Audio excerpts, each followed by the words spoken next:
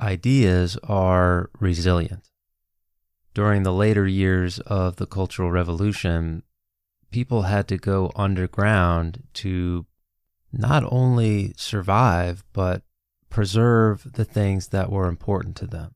Their cultures, their religions, their beliefs, their families, ideas, identities.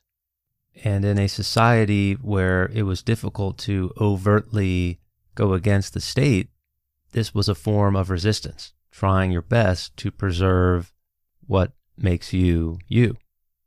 Unfortunately for the people of China, Mao Zedong and the Communist Party made this as difficult as possible.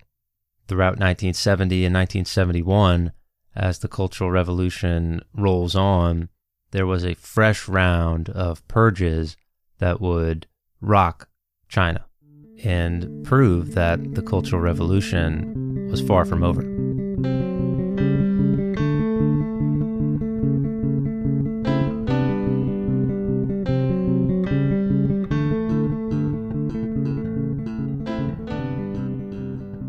The excuse for this new round of purges was something known as the May 16th Collective.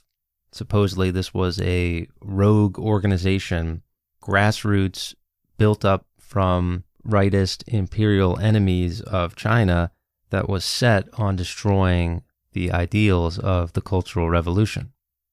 Here's Zhou Enlai talking about who the enemy is in this fresh round of purges. Quote, "A hodgepodge of foreign imperialists, revisionists, and reactionaries, hidden counter-revolutionaries, nationalist spies, renegades inside the party ranks, traitors, capitalist roaders, revisionist elements, as well as landlords, rich peasants, rightists, and bad people who have not reformed themselves." End quote. What he's saying there is that essentially, at this point, anybody could become an enemy of the Cultural Revolution. Anyone who in any way was forming a roadblock for the Communist Party and for what Mao Zedong wanted to do is going to be removed.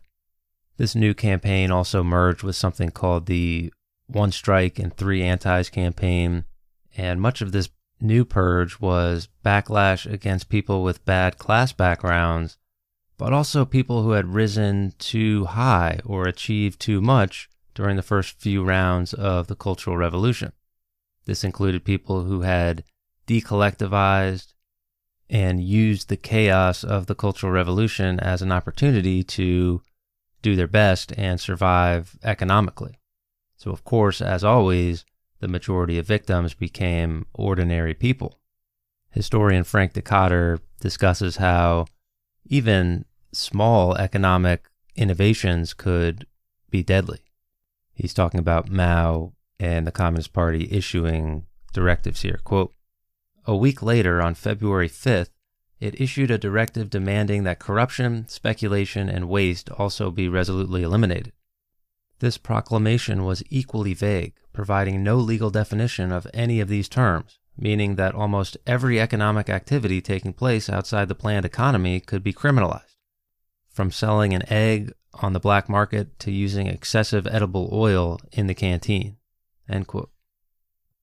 As usual, if you keep the criteria for becoming an enemy of the revolution vague, then anybody can become an enemy. And whatever is going to be advantageous for the party is what's going to become the new normal. Historian Frank Decatur estimates that as a result of this new round of purges and totaling up the numbers so far during the Cultural Revolution, as many as 1 in 50 people in China throughout the whole country were persecuted. That's 16 million people. Of course, not all of that number were found guilty. Some got off, some were sent to camps, some were killed, some were just bullied and threatened and intimidated, but that's a staggering number of people. And as he says here, sometimes the objective of the purge was not to eliminate any of these people, but rather just to bully and intimidate. Quote, "The point of these purges was not physically to eliminate the regime's enemies, whether real or imagined, but to intimidate the greatest number of people possible.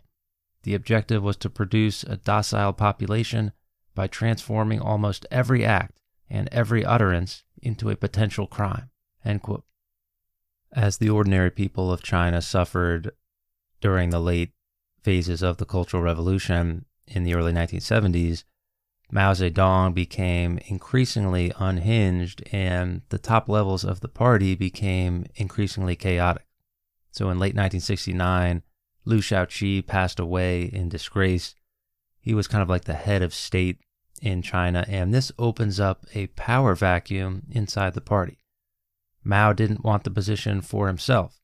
He was the type of leader that hated the schedules and the dates and the routines and the actual process of running the country, the stuff that the leader of the country, in theory at least, is supposed to do. He wanted to just sit on the sidelines and dictate and kind of pontificate and have other people actually do the work. So the next logical choice for this position would be Lin Biao, who was the head of the military.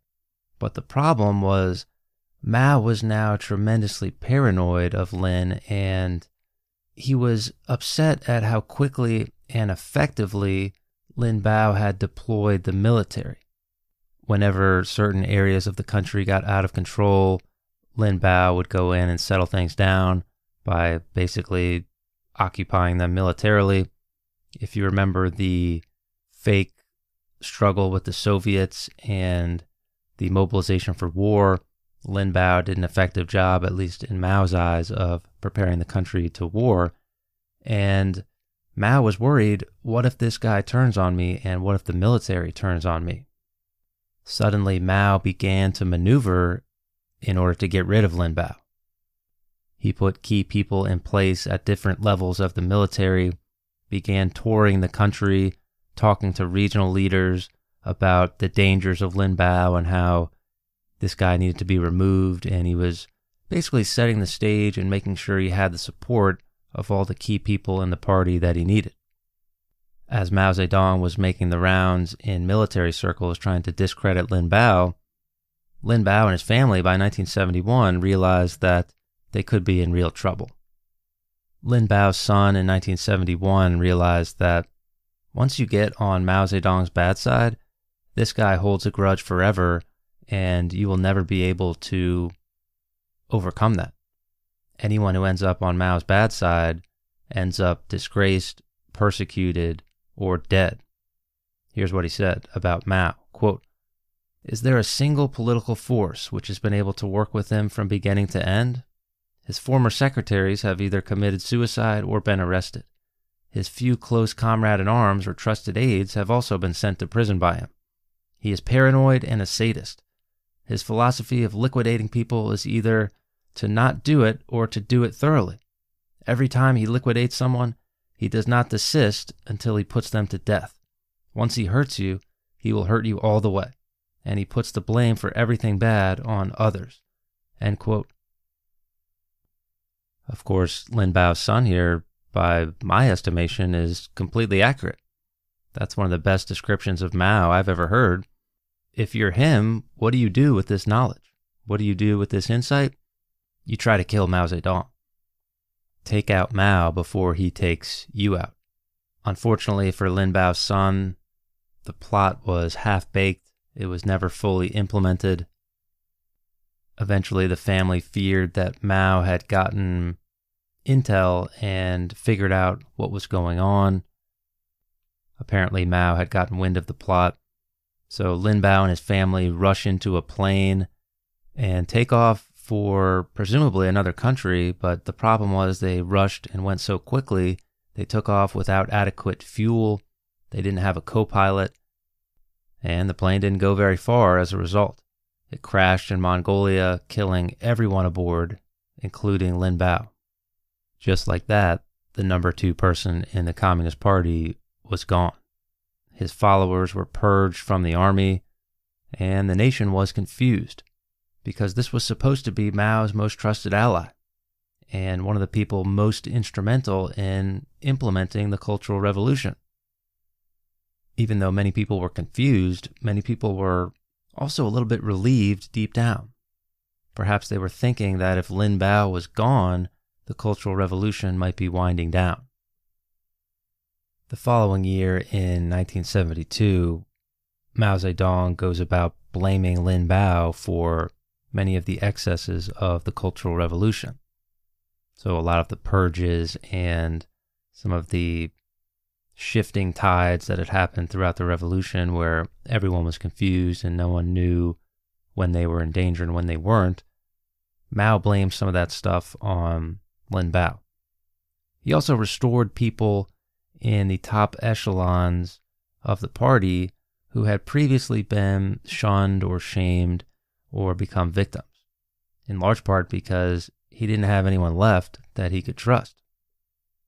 United States President Richard Nixon also came to China in 1972, and all of China was prepared for the incoming president. Much of the graffiti on the streets, the big character posters on the walls, the graffiti and the statues were taken down. Many saw it as the Chinese people and the Chinese government trying to prepare for the arrival of Nixon. Some historians view this visit from Nixon as a way to try to increase the divide between the Soviet Union and China. So as we know, the United States and the Soviet Union were in the middle of the Cold War. The United States was at war in what in some ways was a proxy war in Vietnam. So Nixon and the U.S. diplomats were hoping that somehow this would help create a rift between China and the Soviet Union, and maybe by developing better relationships with China, it could make the situation in Vietnam a little bit better for the United States. Sadly for them, that didn't really work out. The visit didn't really solve anything in Vietnam. China and North Korea would use the situation as propaganda to show, look how weak the U.S. and look how weak that imperialism is, and it's nothing to fear. Their president is willing to come over here and basically shake hands with us. At any rate, it seemed like the Cultural Revolution in the early 1970s was beginning to wind down. The death of Lin Biao might have played a role. What some might see as better relationships with the United States and foreign powers might also have played a role. There was a period of demilitarization in China where, in part because Mao didn't trust the military or the former subordinates of Lin Biao, he had to turn to the old cadres to run the daily operations of China. Mao replaced many of the disgraced cadres, and the People's Daily, of course the communist propaganda newspaper, said, quote, "We should remain convinced that more than 95% of our cadres are good and fairly good, and that a majority of those who have committed errors are able to change." End quote. The problem for Mao and the top levels of the party was that many of these cadres didn't have the power, the prestige, or the effectiveness that they once did. Many of these people were completely ruined by the Cultural Revolution, and just because you restore them to power, it doesn't mean that they weren't paralyzed by fear of the next swing of the pendulum. These guys were veterans of the Cultural Revolution, and they realized that at any moment, Mao could change his mind about anything, and the tide could turn, and you could go from perpetrator to victim, and they could end up right back in the re-education camps. So here's an example of Mao's punishment and his philosophy of punishing cadres he didn't like as bad leadership strategy, because eventually he was going to have to rely on these people again. In addition to the leadership of China really taking a hit during the Cultural Revolution, for ordinary people who weren't in the party leadership, the Cultural Revolution continued to be a disaster in terms of economic productivity and consumption. I mean, just imagine trying to put together a network of survival in the environment of the Cultural Revolution that we've talked about, much less a complex network economically. Obviously, innovation, domestic trade, foreign trade, specialization, consumer goods, all of this was discouraged in favor of industrial and agricultural work that was directed by the state, oftentimes, of course, being subpar, collectivized, and inefficient. Throughout the Cultural Revolution, as a result of these economic policies, people were hungry, starvation was common, and millions suffered. Collectivization led to starvation, disease, lack of supplies and consumer goods. People had to eat food from animal troughs. People sold their belongings, the clothes off their backs, the roofs above their heads, in order just to survive. About 20% of all of China, 20% of the country, it's estimated, were malnourished, not getting the food and the nutrients and the vitamins they needed. That's close to 200 million people at this time in history. Healthcare was largely an abomination in many of these people's communes. People were infected with tuberculosis, all variety of infections, malaria, physical illnesses, mental illness, you name it. Mao didn't want to bear the burden of healthcare on the state, so what he did was he instituted what was called Barefoot Doctors. Basically, the idea was to get some of these Red Guards or get some of these farmers and sign these people up for a 10-day class where they learn how to do medicine and become a doctor. One student remembered what one of these classes looked like. Quote, "Only 20 minutes after the class began, some students became sleepy. Their heads dropped bit by bit, like chickens pecking rice. With each passing minute, more and more students were napping. Later, a few even snored loudly in class, with saliva dribbling out of their mouths. They could not be woken up." End quote. The results were predictable from healthcare like this. But again, it was the economic conditions in China that were driving people into poverty, into disease, and into starvation. Luckily, by the mid-1970s, there was some light at the end of the tunnel, a little bit of hope. There were signs of relaxation by the top levels in the state that allowed for some privatization of land, a little bit of selling on markets, a little bit of trade with neighbors, but again, it was not much, and it was too little too late for millions of malnourished people. Luckily, as the Cultural Revolution began to wind down in the mid-1970s, people began to take initiative in their own hands and become drivers of change, economically speaking, which led to improvements in other areas of life. I think too often the story, if you open up your textbooks or if you open up Wikipedia, is a top-down approach of what happened after the Cultural Revolution and towards the end of it. This top-down approach says that Mao instituted the Cultural Revolution and then new reformers like Zhou Enlai and like Deng Xiaoping come along and they institute policies that open up China a little bit, modernize the economy a little bit, and then things improve and China takes off from there. The problem with this top-down approach is that it doesn't take into account the fact that the people on the ground who were living under the economic conditions of the Cultural Revolution were actually the ones who had to deal with it, and they were the ones that found new ways to survive and new markets to exploit.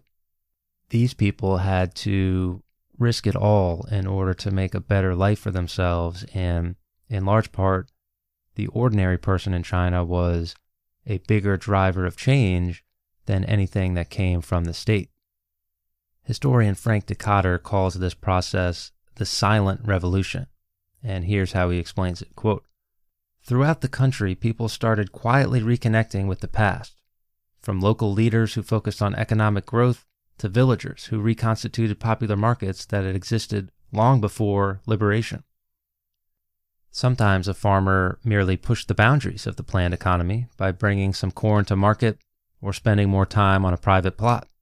In other cases, they were bolder, opening underground factories or speculating in commodities normally controlled by the state. But everywhere, in one way or another, people were emboldened by the failure of the Cultural Revolution to take matters into their own hands. As one shrewd observer has noted, people decided they did not want to go on living the way they were doing, and they were setting up ways to get themselves out of their predicament. It was an uneven, patchy revolution from below, and one that remained largely silent, but eventually it would engulf the entire country." End quote. I don't think that it's not useful to look at the top-down version of history, but this sort of thing is always a good reminder to always check in with the bottom-up version of history as opposed to top-down.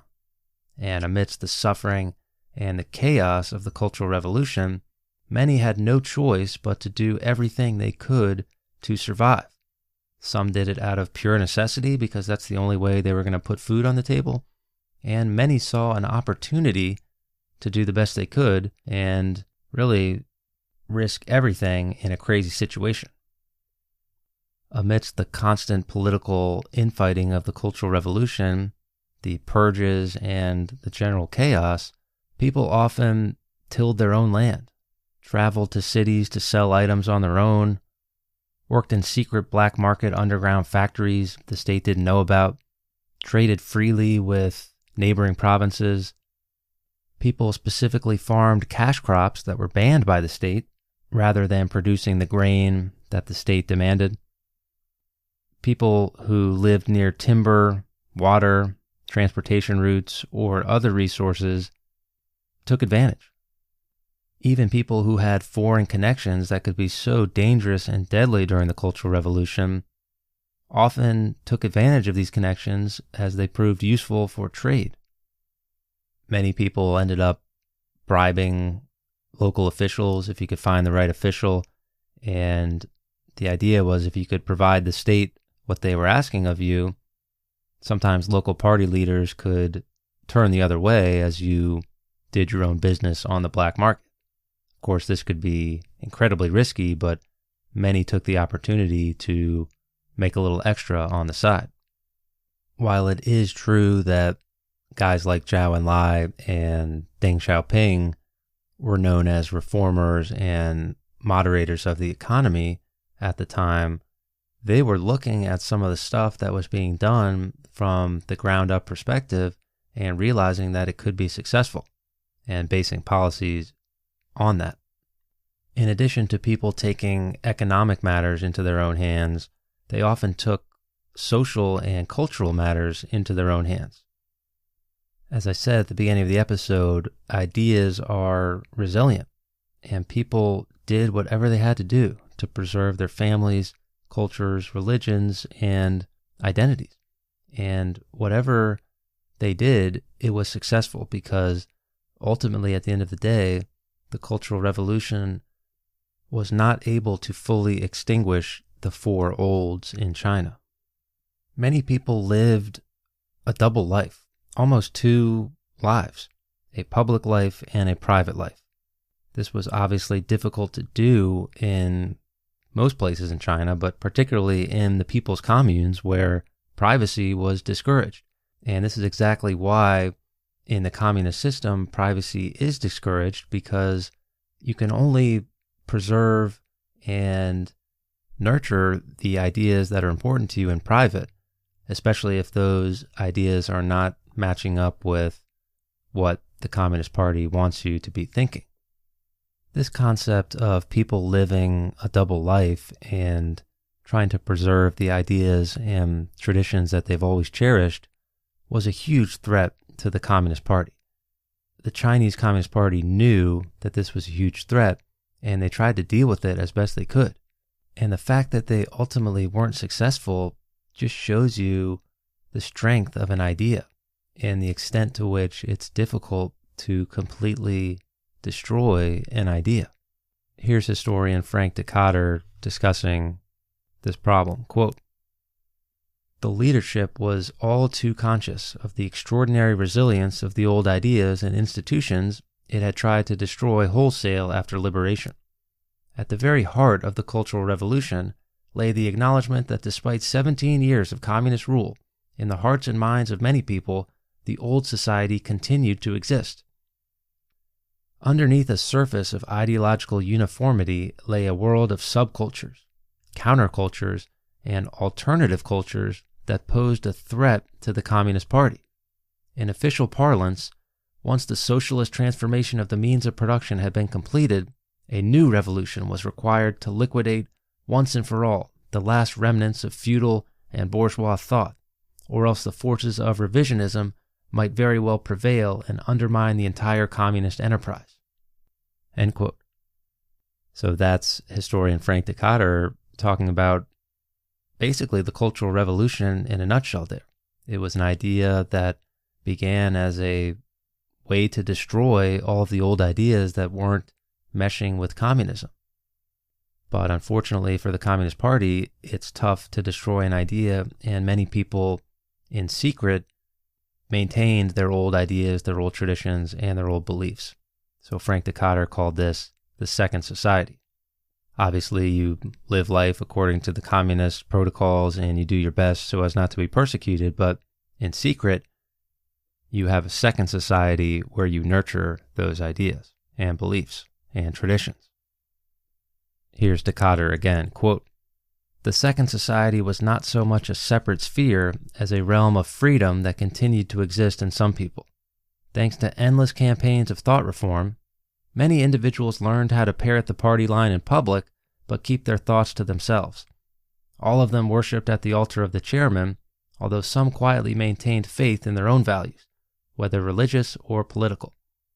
There must have been many ordinary people who were crushed by the relentless pressure to conform, just as there were true believers or pure opportunists who enthusiastically followed every twist and turn in official ideology. But some people developed two minds, or two souls, one for public view, the other strictly private, to be shared with trusted friends and family only. Some were able to move to and fro between these two realms, while others sank into apathy and depression, unable to reconcile the projected values of the world around them with their own beliefs." End quote.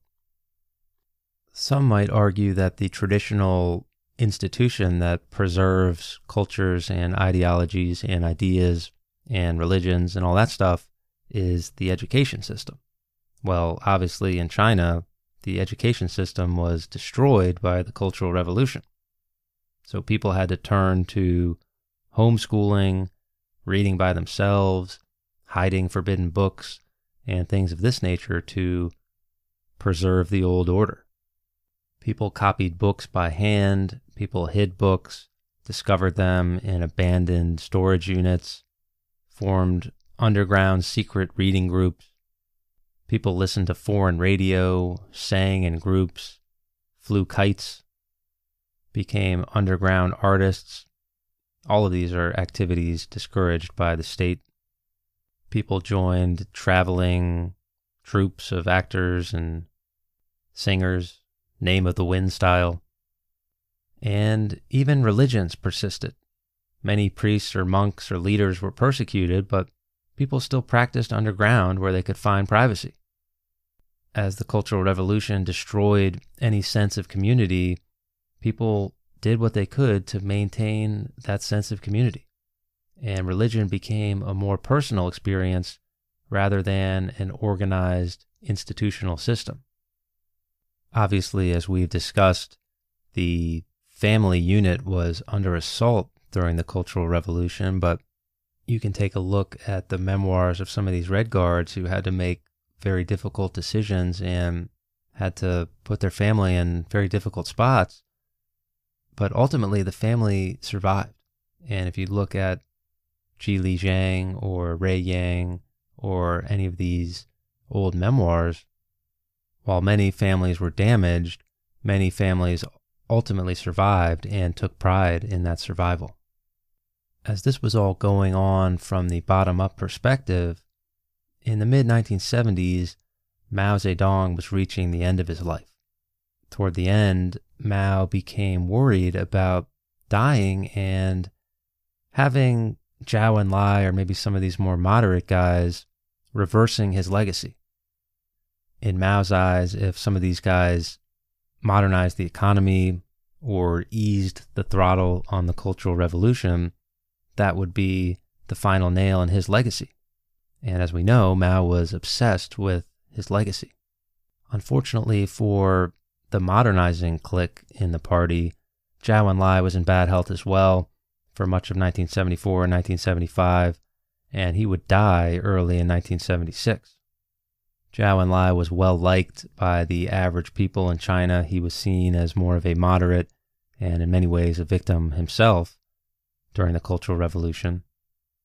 So Mao and his wife unleashed a propaganda campaign against Zhou Enlai.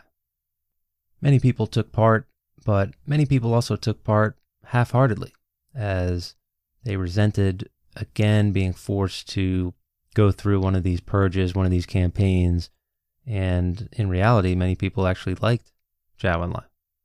An old player on the scene by the name of Deng Xiaoping was once again elevated by Mao, and he began making reforms to the transportation systems, the industrial economy. He began his own form of social crackdowns and persecutions for provinces that weren't producing economically.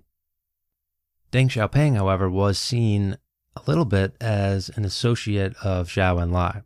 So this meant that Mao Zedong and his wife, Madame Mao, didn't like much of what Deng was doing. As Mao Zedong continued to deteriorate, he was losing some of his mental faculties. He was bedridden often, had to be fed a liquid diet. Mao's wife got together with 3 other prominent party members to become what became known as the Gang of Four. And the Gang of Four opposed Deng Xiaoping and his process of modernization. And what you began to see unfold at the end of Mao Zedong's life is this conflict between the Gang of Four and Deng Xiaoping for control of the soul of China. The Gang of Four controlled much of the propaganda machine in China, but Deng also had connections throughout the different party levels, and more so with the military. At first, the Gang of Four won out, trying to incite the people against Zhou Enlai and Deng Xiaoping, but they never had full buy-in, and this public campaign against Deng Xiaoping and Zhou Enlai faded after public anger and several protests against what the party was doing. Maybe people were tired of the endless political campaigns, the endless propaganda, and the seesaw of the Cultural Revolution, and just wanted the whole thing to end, to go back to normal. And it's also important to note that many of the ordinary people in China respected and liked moderates like Zhou Enlai and Deng Xiaoping, who, to them at least, it seemed like maybe some of the only people who actually had a finger on the pulse of what the average person was going through during this revolution. As the chaos and the confusion and the political infighting at the top of the Communist Party continued to unfold, in July of 1976, environmental chaos and catastrophe was about to unfold. There's an old idea in China of something called the dynastic cycle. The idea is that once an emperor or a new ruling group takes power, they rule for a while until eventually corruption or some sort of environmental disaster strikes, and this is seen as the signal for a new ruling emperor or a new dynasty to come into power. The old traditional way was that the dynasty was seen as having the mandate of heaven, the permission from the gods to rule, as long as there was no disasters or corruption or the people lived well. And as soon as that environmental disaster hit, that could be a long-term signal that the rulers had lost the mandate of heaven and it might be time for a change. Well, in July of 1976, that environmental disaster took place that perhaps signaled this could be the end. And that disaster was an earthquake in the city of Tangshan in northern China. And it was one of the deadliest and most devastating earthquakes of all time. Anywhere from 200,000 I've seen estimates of 750,000 people died in this earthquake. 95% of the city completely collapsed. Freezing rain followed the earthquake almost immediately, meaning that those who survived had to breathe in the ashes and the rubble of the dead. One boy said, quote, "I was breathing in the ashes of the dead," end quote. Another recalled that, quote, "Bodies dangled out of windows, caught as they tried to escape. An old woman lay in the street, her head pulped by flying debris. In the train station, a concrete pillar had impaled a young girl, pinning her to the wall.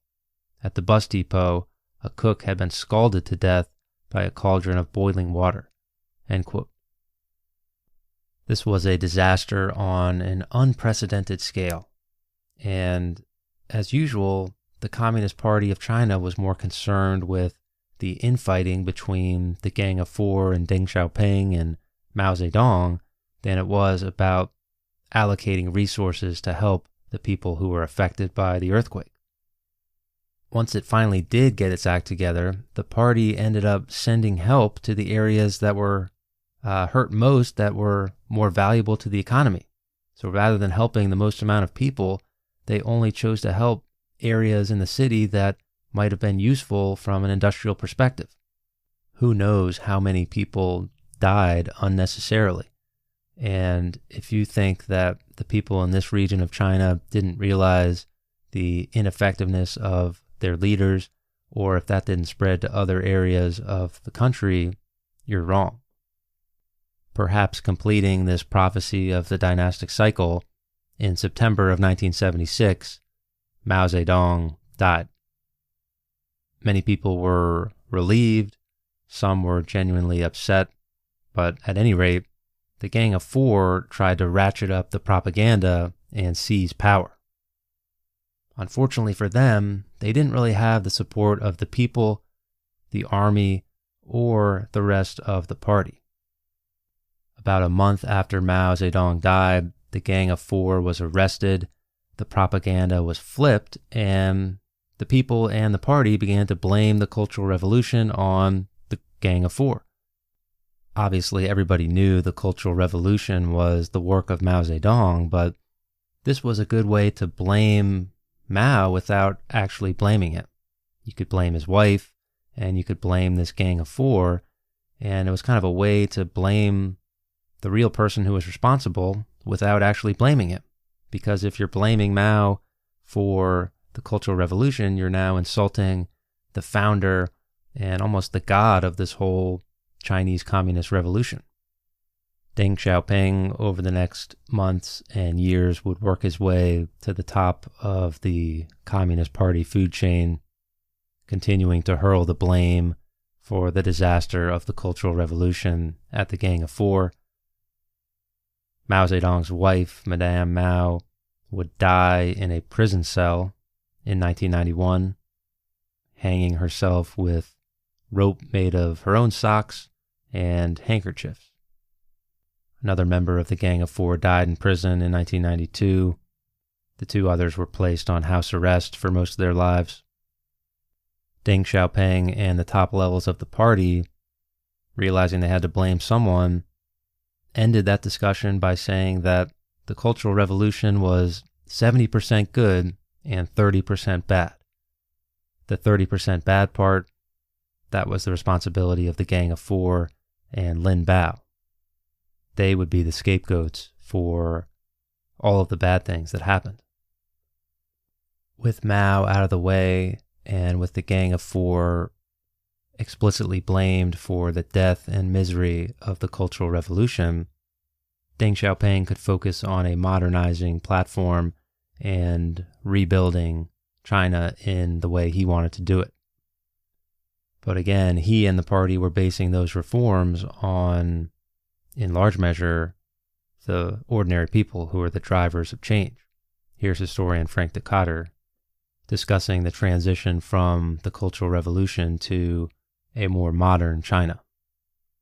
Quote, "In the winter of 1982 to 1983, the People's Communes were officially dissolved.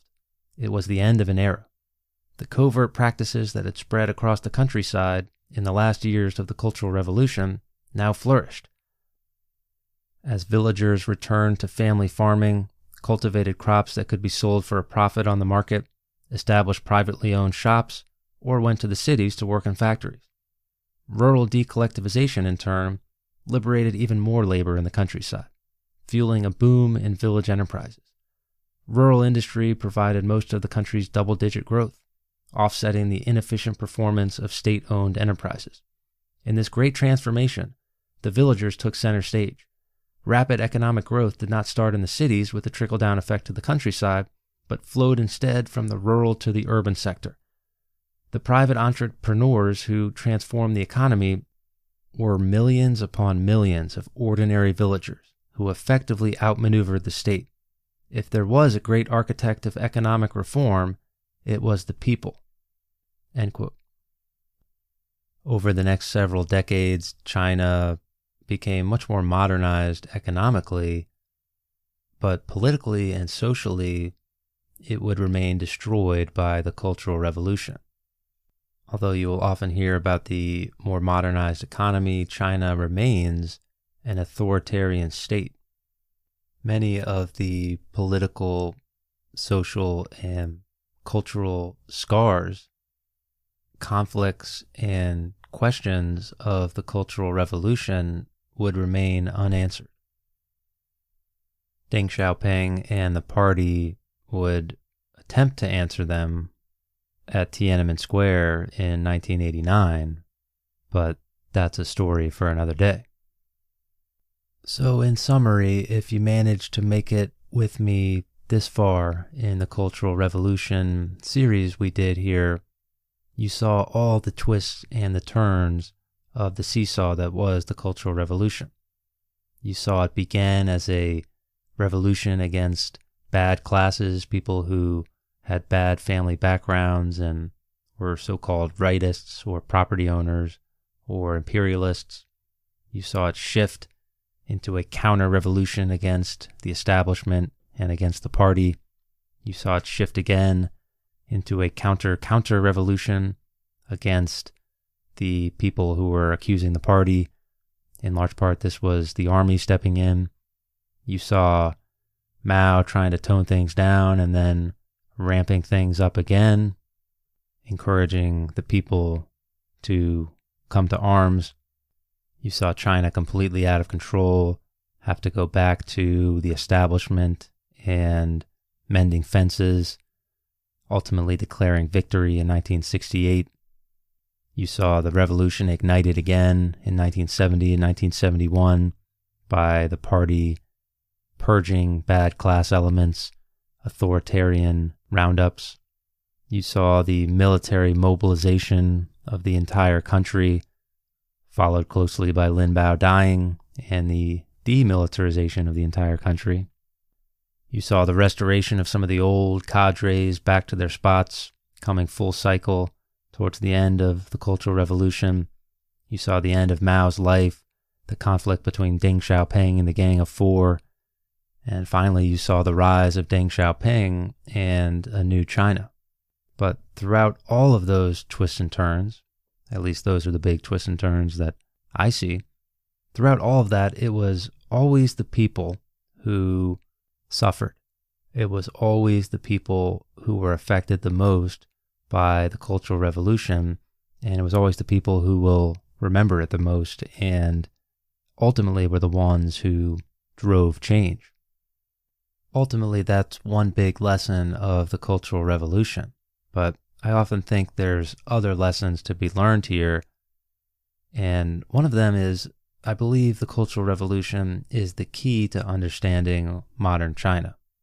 Novelist Ba Jin called the Cultural Revolution, quote, a spiritual holocaust, end quote. Obviously, many of the current party leaders in China were kids then. Many of them were Red Guards themselves, both perpetrators and victims. And the things that they went through during the Cultural Revolution have given them the seeds of their political thoughts and their political opinions in the modern day.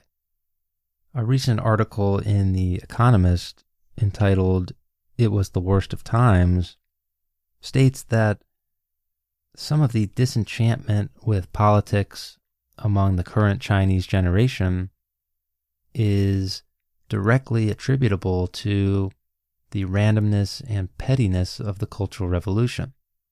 It's difficult to want to have change or get involved in political movements if you lived in this society where at any moment you could be totally destroyed if you tried to get involved and tried to be political. And remember, in the Cultural Revolution, it didn't really matter what you said or what you thought. You could be accused of something that you never said or never thought. It didn't matter. There was no criteria for what a victim was. The leaders of modern China now have to toe this line where, how do you describe the Cultural Revolution historically? You can't really criticize Chairman Mao too much because he was the founder of the party, but on the other hand, the people remember the Cultural Revolution and they remember what happened and they remember who started it. Some see Tiananmen Square as the chickens coming home to roost for modern China, where much like the Cultural Revolution, students took political thoughts and opinions into their own hands and tried to change the system. So be careful what you wish for if you're the Chinese government, who had no choice but to brutally suppress that protest at Tiananmen Square. In addition to leading into Tiananmen Square and helping us understand modern China a little bit, the Cultural Revolution also says a lot about truth and the nature of truth and what happens in a society where truth is obfuscated. There was nothing objective or fact-based or science-based to be grounded in. The only thing that was safe throughout the revolution was the whims of Chairman Mao. There was never any concrete or objective criteria for what made someone eligible to become a victim or a perpetrator. It consistently shifted and changed and remained vague, and the results were horrifying. The government itself never accepted the truth of what was happening and always was able to justify each and every one of the horrifying results of the Cultural Revolution by saying that this was something that was necessary to lead into better times. Be careful when truth doesn't exist and the ends justify the means. I think the Cultural Revolution also says a lot about authoritarianism and what an authoritarian government looks like. Obviously, it is a warning in many ways for thinking only in terms of ideology. Mao rarely thought in terms of practicality. He and the Communist Party leaders usually thought in ideological terms. Political concerns were always above moral concerns. In addition to this leading to atrocity after atrocity, it also created a whole society that was just subsumed with politics. Politics became a team sport, with people checking the newspapers and the posters and the graffiti on the wall every day to figure out who was winning. And because everything was ideological and there was no truth to base anything on, the teams shifted on a day-to-day basis. And you never knew when you would become the victim or the perpetrator. And you never knew when the mob was going to turn on you. I also think from a psychological perspective, the Cultural Revolution is interesting. In many ways, the idea of brainwashing young people and hijacking the education system is concerning. It seemed that the Cultural Revolution, at least in the realm of these Red Guards, produced almost mindless bots who were following the flow rather than thinking critically. Conformity, groupthink, the bystander effect, all of these things were at play all the way from the low levels of peasants and villagers and Red Guards all the way to the top of the food chains where people in the Communist Party knew that what was going on was horrifying, but they didn't step in to stop Mao Zedong. I think those are just some of the lessons of the Cultural Revolution that jump out at me as I thought about it, but I'm sure there's plenty of other lessons to be taken away as well. If you made it this far in the podcast, I hope you enjoyed the series. I want to say thanks for listening, and hopefully you can apply something you learned here about the Cultural Revolution to your own life there. So, as always, thanks for listening.